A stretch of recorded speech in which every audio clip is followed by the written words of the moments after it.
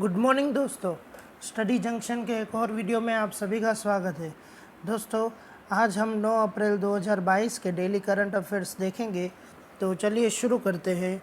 सबसे पहले, which country has been suspended from human rights council by UN assembly in April 2022। अप्रैल 2022 में संयुक्त राष्ट्र सभा द्वारा किस देश को मानवाधिकार परिषद से निलंबित कर दिया गया है? इसका सही उत्तर है रशिया, रूस। Next, which bank has launched a digital transformation project संभव इन अप्रैल 2022? अप्रैल 2022 में किस बैंक ने डिजिटल ट्रांसफॉर्मेशन प्रोजेक्ट संभव लॉन्च किया है? इसका सही उत्तर है union bank of India. Next, which regulator agency has released the guidelines on the setting up of digital banking units DBUs in April 2022? किस नियामक एजेंसी ने अप्रैल 2022 में डिजिटल बैंकिंग इकाइयों की स्थापना पर दिशा निर्देश जारी किए हैं? इसका सही उत्तर है reserve Bank of India, RBI, भारतीय reserve bank.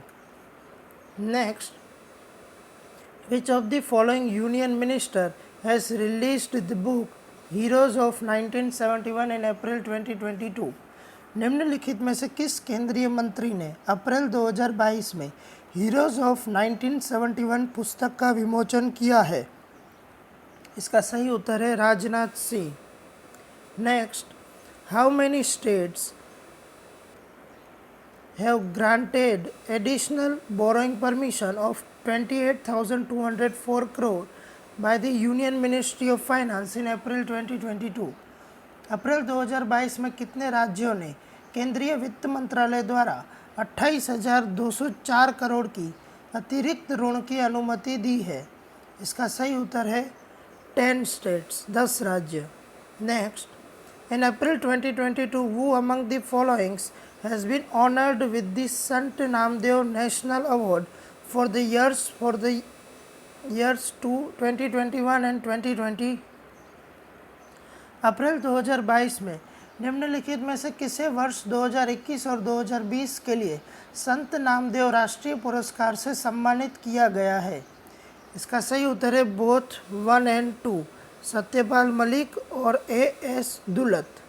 Next, according to the government of India, the India's trade deficit rose to $192.41 billion in 2021-22 as against $102.63 billion in 2020-2021। सरकारी आंकड़ों के अनुसार भारत का व्यापार घाटा 2021-22 में डैश बढ़कर $192.41 बिलियन हो गया है, जबकि 2020-21 में यह $102.63 बिलियन था। इसका सही उत्तर है 87.55%। Next, the international financial services centres authority and dash has signed an MOU in April 2022। अंतर्राष्ट्रीय वित्तीय सेवा केंद्र प्राधिकरण और डैश ने अप्रैल 2022 में एक समझौता ज्ञापन पर हस्ताक्षर किए हैं। इसका सही उत्तर है GVFL limited. Next, who among the following has been appointed as the MD and CEO of DCB Bank for a period of 2 years in April 2022? निम्नलिखित में से किसे अप्रैल 2022 में 2 साल की अवधि के लिए DCB बैंक के MD और CEO के रूप में नियुक्त किया गया है? इसका सही उत्तर है मुरली M Natarajan.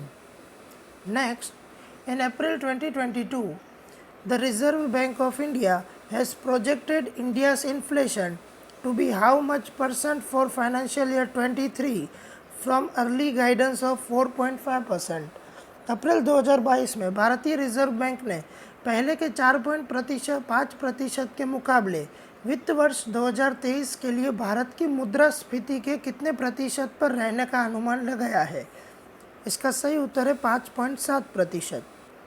Next, Delhi government run Indira Gandhi Delhi Technical University for Women has signed a pact with which of the following to promote bilateral research opportunities in the field of science and technology? Delhi सरकार द्वारा संचालित इंदिरा गांधी दिल्ली महिला तकनीकी विश्वविद्यालय ने विज्ञान और प्रौद्योगिकी के क्षेत्र में द्विपक्षीय अनुसंधान के अवसरों को बढ़ावा देने के लिए निम्नलिखित में से किसके साथ एक समझौते पर हस्ताक्षर किए हैं? इसका सही उत्तर है university Malaysia Perlis. Next, army ordinance corps celebrated which anniversary of its raising day on 8 April 2022? 8 अप्रैल 2022 को सेना आयुध कोर ने अपने स्थापना दिवस की कौन सी वर्षगांठ मनाई? इसका सही उत्तर है 247, 247।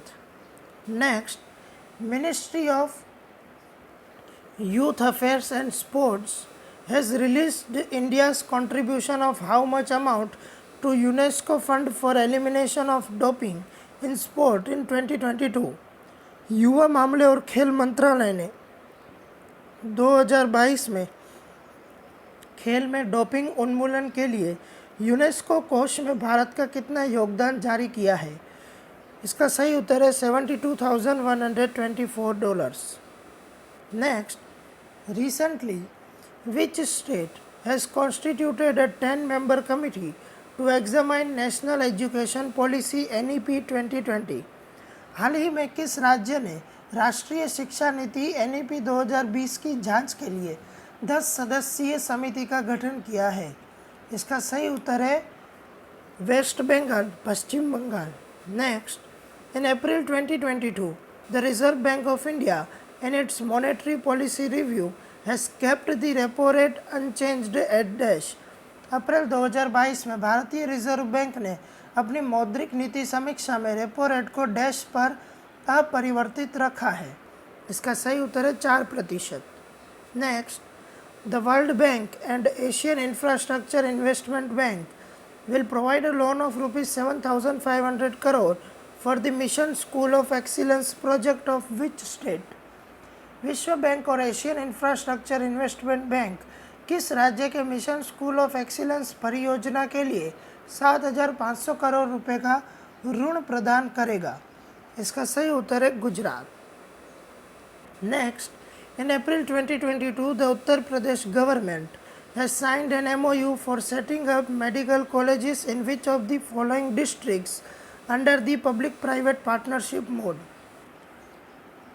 अप्रैल 2022 में उत्तर प्रदेश सरकार ने सार्वजनिक निजी भागीदारी मोड के तहत निम्नलिखित में से किस जिले में मेडिकल कॉलेज स्थापित करने के लिए एक समझौता ज्ञापन पर हस्ताक्षर किए हैं? इसका सही उत्तर है संभल और Maharajganj. Next, in April 2022 the first monthly instalment of the post devolution revenue deficit grant of ₹7,183.42 crore was released by the government to dash states.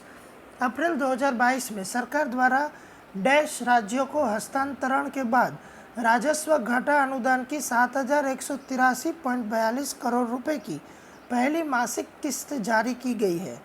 इसका सही उत्तर है 14। Next, which of the following has received accreditation from the national accreditation board for certification bodies to certify certain electrical equipment? निम्न में से किसको कुछ विद्युत उपकरणों को प्रमाणित करने के लिए राष्ट्रीय प्रत्यायन बोर्ड से प्रमाणन निकायों के रूप में मान्यता प्राप्त हुई है? इसका सही उत्तर है सेंट्रल पावर रिसर्च इंस्टीट्यूट, केंद्रीय विद्युत अनुसंधान संस्थान। तो दोस्तों, आई होप आपको ये वीडियो अच्छा लगा होगा। वीडियो पसंद आया हो तो वीडियो को लाइक और शेयर करना ना भूलें, और अगर आपने अभी तक हमारे चैनल को सब्सक्राइब नहीं किया तो चैनल को सब्सक्राइब करना भी ना भूलें। और हाँ, हमारे डेली करंट अफेयर्स की PDF फाइल रोज टेलीग्राम ग्रुप में अपलोड की जाती है, जिसकी लिंक आपको डिस्क्रिप्शन बॉक्स में मिल जाएगी।